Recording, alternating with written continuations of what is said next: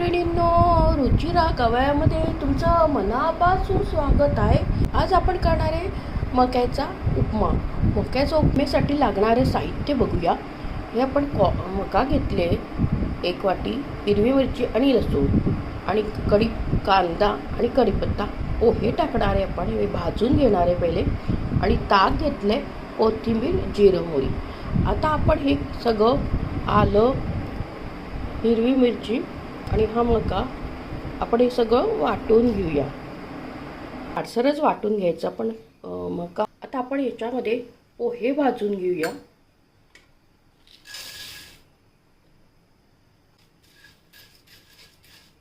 भाजून झालाय बघा आपला छान. आता आपण काढूया प्लेटमध्ये. आता तेल तापत ठेवलंय आपण. आता मोहरी आणि जिरं टाकूया. मोहरी तडतडते, आपण कढीपत्ता टाकूया. कांदा टाकूया. पण छान कांदा त्याचा कच्चेपणा जाईपर्यंत परतून घेऊया. टाकूया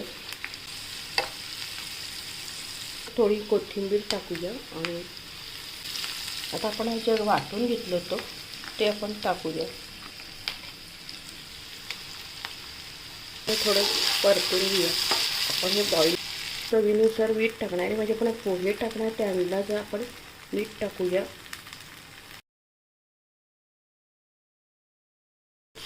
साखर टाकूया, म्हणजे ना आंबट गोड तिखट असे एकदम छान चवते. आता हे सगळं हे कोरडं झालं आपलं. आता आपण याच्यातलं पोहे टाकूया.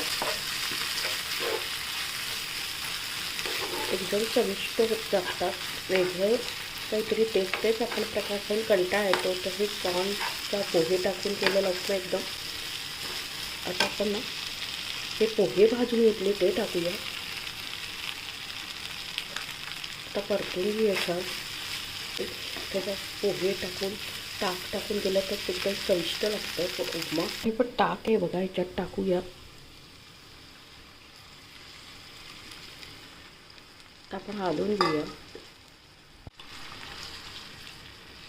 कोथिंबीर टाकूया.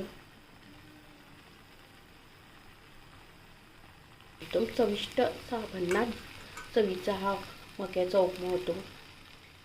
हा आपला मक्याचा उपमा रेडी आहे. एकदम पौष्टिक होतो, झटपट होतो.